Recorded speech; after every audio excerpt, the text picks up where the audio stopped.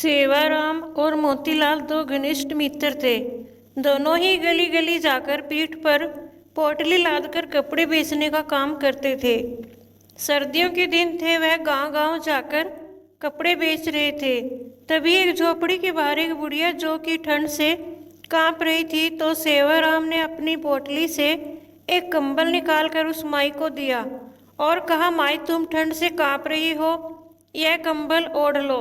बूढ़ी माई कंबल लेकर बहुत खुश हुई और जल्दी जल्दी से उसने कंबल से अपने आप को ढक लिया और सेवाराम को खूब सारा आशीर्वाद दिया। तभी उसने सेवाराम को कहा, मेरे पास पैसे तो नहीं हैं, लेकिन रुको मैं तुम्हें कुछ देती हूँ। वह अपनी झोपड़ी के अंदर गई। तभी उसके हाथ में एक बहुत ही सुंदर छोटी सी ठाकुर जी की प्रतिमा थी। वह सेवाराम को देते हुए बोली कि मेरे पास देने के लिए पैसे तो नहीं हैं, लेकिन यह ठाकुर जी हैं, इसको तुम अपनी दुकान पर लगाकर खूब सेवा करना, देखना तुम्हारी कितनी तरक्की होती है, यह मेरा आशीर्वाद है। मोतीराम बुढ़िया के पास आकर बोला, अरे ओ माता जी, क्यों बहाने बना रही हो? अगर पैसे नहीं हैं तो कोई बात नहीं, लेकिन हमें झूठी तसल्ली मत दो। हमारे पास तो कोई दुकान नहीं है, हम इसको कहाँ लगाएंगे?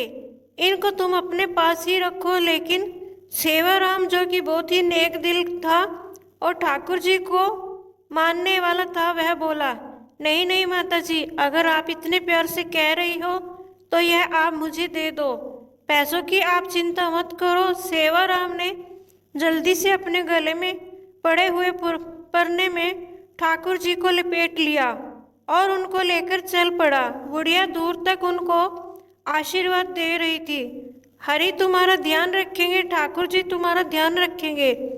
वह तब तक आशीर्वाद देती रही जब तक कि वह दोनों उनकी आंखों से ओझल ना हो गए।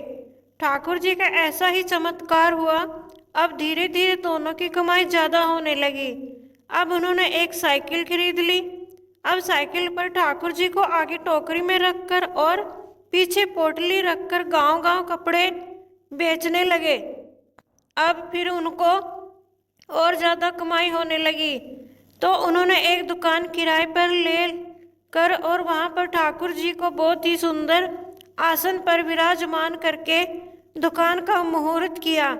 धीरे धीरे दुकान इतनी चल पड़ी कि वह सेवाराम और मोतीलाल के पास शहर में बहुत ही बड़ी कपड़े की दुकानें और कपड़े की मिलें हो गई।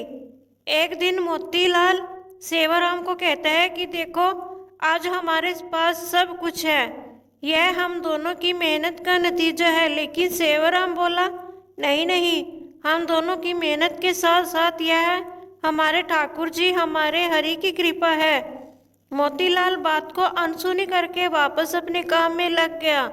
एक दिन सेवाराम की सेहत थोड़ी ढीली थी, इसलिए वह दुकान पर थोड़ी देर से आया।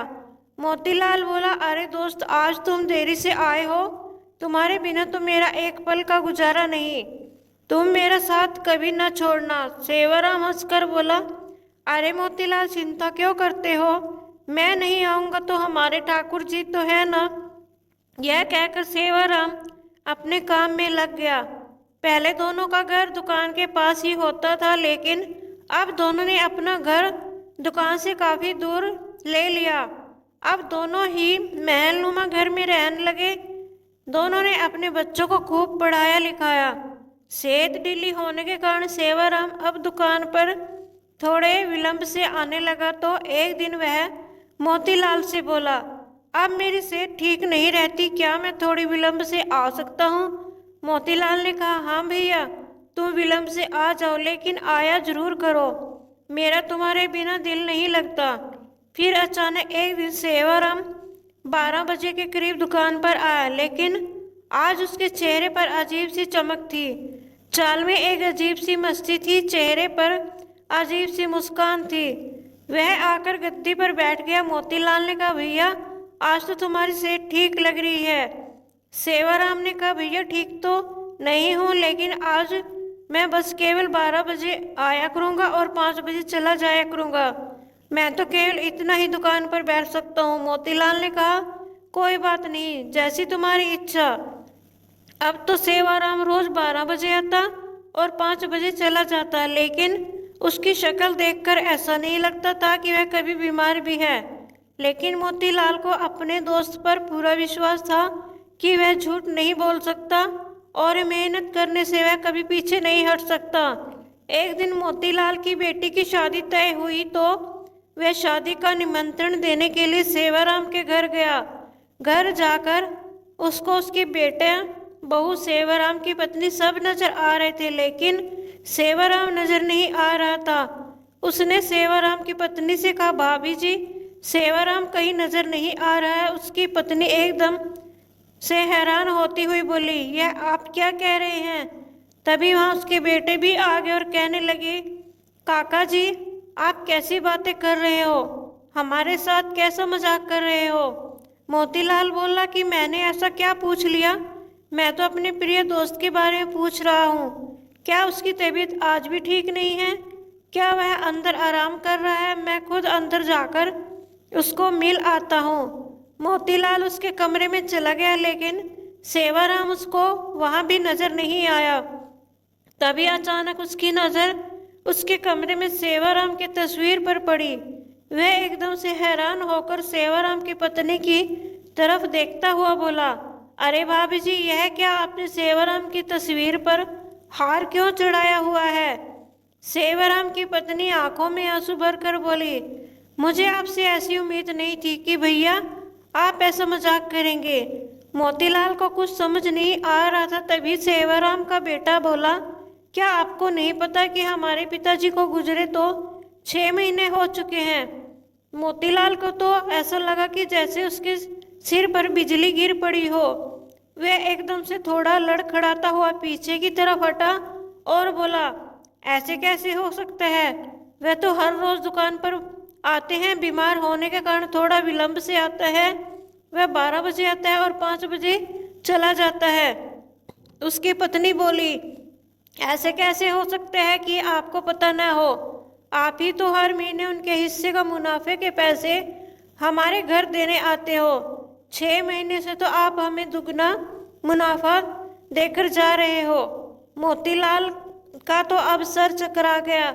उसने कहा, मैं तो कभी आया ही नहीं, 6 महीने हो गए, यह क्या मामला है? तभी उसको सेवाराम की कई बात आई। मैं नहीं रहूँगा तो मेरे हरि है ना, मेरे ठाकुर जी है ना, वह आएंगे।